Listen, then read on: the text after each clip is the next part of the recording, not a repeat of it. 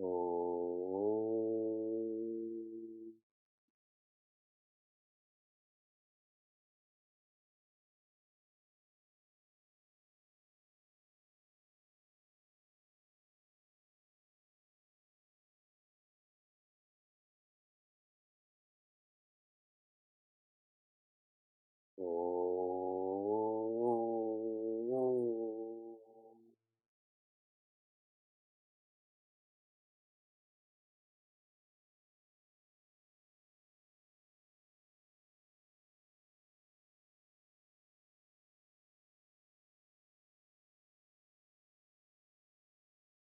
Welcome to Meaningful Mornings.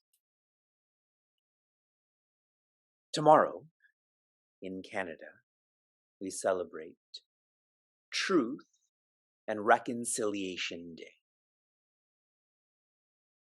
This revolves around the Indigenous community. In Canada, the Indigenous community makes up around 5% of Canada's population, yet makes up around 50% of the prisoners in Canada's jails. What kind of reconciliation and truth is that? Clearly, this is a systemic issue. To remember Truth and Reconciliation Day, on September 30th, people wear an orange t-shirt, an orange shirt. It's called Orange Shirt Day. This is to remember all those who died and struggled in the residential schools. This is a form of ethnic cleansing. Wearing a t-shirt helps one to remember, but for many, it ends with September 30th. In Meaningful Mornings, our trajectory is always with oneness in mind, in purpose. That way, truth and reconciliation is not needed. That way, Orange Shirt Day is not needed. Unless an individual, family, community, society, humanity lives for oneness, more killing and more suffering is going to happen. And so all of the efforts you put in to feel oneness, to facilitate oneness, this is the greatest. This is why Sri Krishna shares amongst all knowledges, the knowledge of oneness is the greatest. I had a police chief inclusion council meeting this past Monday, and we had a presenter from the Indigenous community, and he facilitated a great way to be grateful. And so I want you to do the same physically or at least mentally. Start to be grateful for that which is beneath your feet. Some of you do this physically. Look at what's beneath your feet. And slowly shift your gaze all the way to that which is above your head. To be grateful for everything beneath your feet to above your head. I feel if one is grateful, then one doesn't need more. Doesn't need more position, more possession, more pleasure.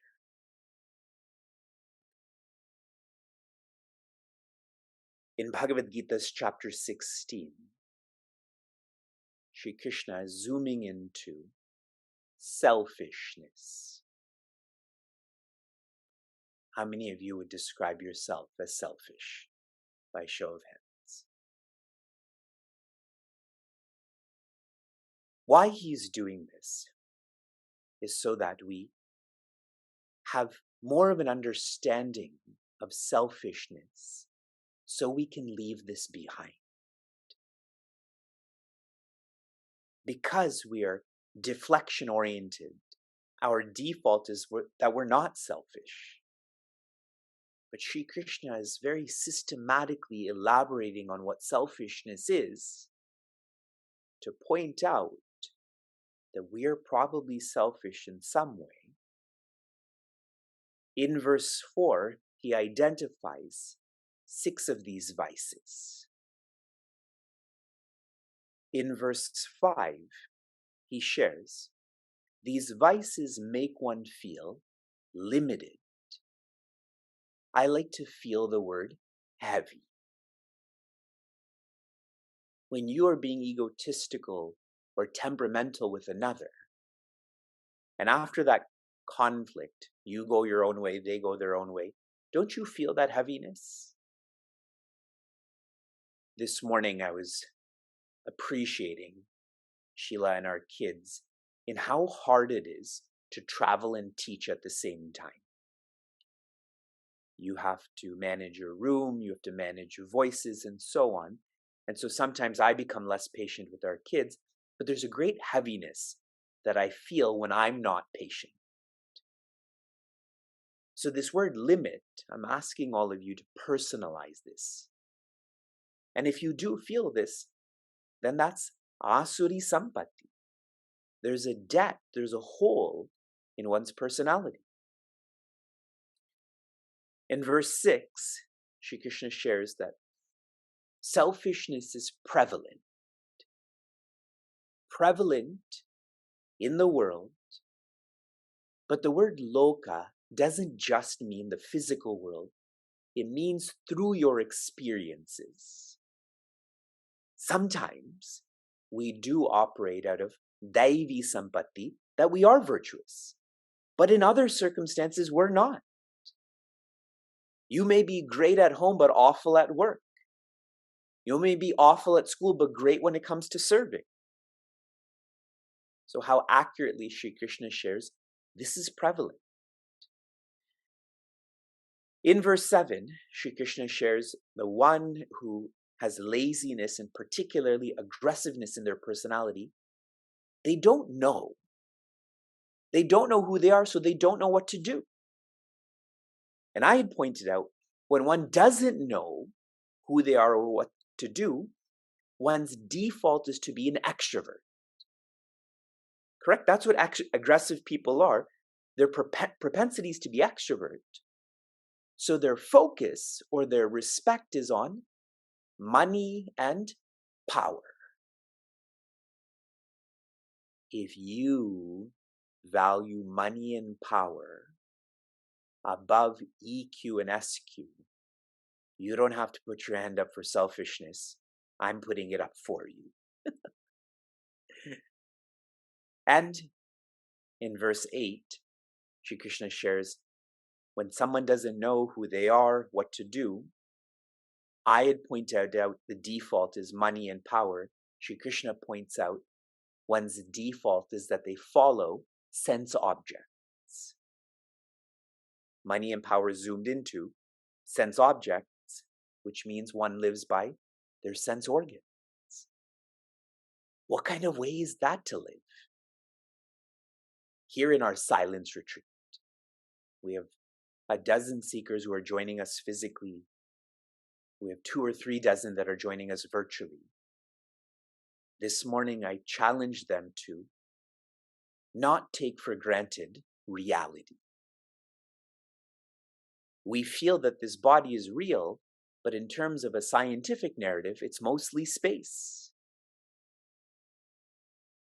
I asked all of them to think about how they were at 6 p.m. yesterday and now 6 a.m. today, and the body has changed so much.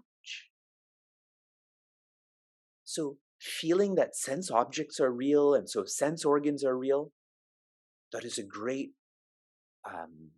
indication of avidya, or forgetting that you are more, that there is more. Sri Krishna continues to vyasa.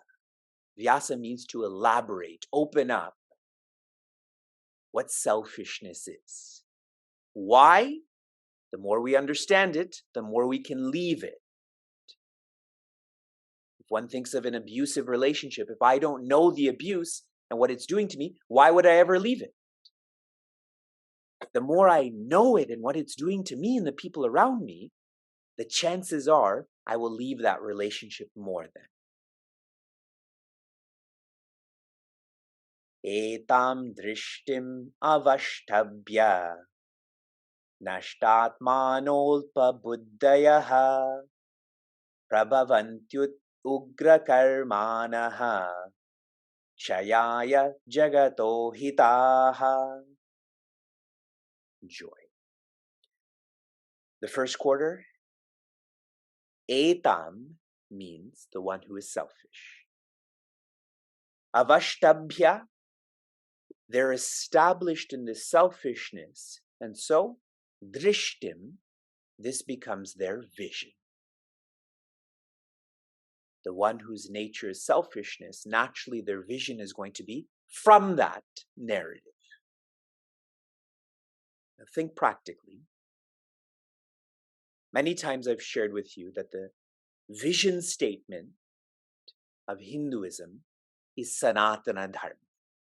Vision statement. Infinite nature. You are infinite, I am infinite, nature is infinite. If there's a vision statement, then there's a mission statement. Our mission statement is self-development. How do I actually get this vision? When I engage in self-development. In Sanskrit, the word is yoga. Yoga leads to Sanatana Dharma. And if there's a mission statement, there is an action statement. That is almost like, for those who are in some of our courses, art, correct? Absolute, relative, tactile. The action statement for us is study and discipline. Now, for the one who's selfish, they don't like to study. The term used yesterday was someone who's an atheist. They don't like to, and so there's a lack of discipline. So then there's not going to be self-development. They're not going to feel infinite nature. Sri Krishna specifies this. Nashta atmanaha. If you translate this technically, it's ruined soul. But the deduction from this is one is wasting their opportunity. A selfish person wastes their opportunity. What is their opportunity? The next word is alpa buddhayaha. Though their intellect is powerful, it is a human intellect that can lead one to vimoksha. That was referenced earlier in the chapter. One can be free, but one is wasting their opportunity because they're not using their intellect in the right direction. They're using their intellect for money and power and sense objects instead of using their intellect to differentiate what is real and what is not real, what is lasting and what is not lasting, what is independent and what is dependent.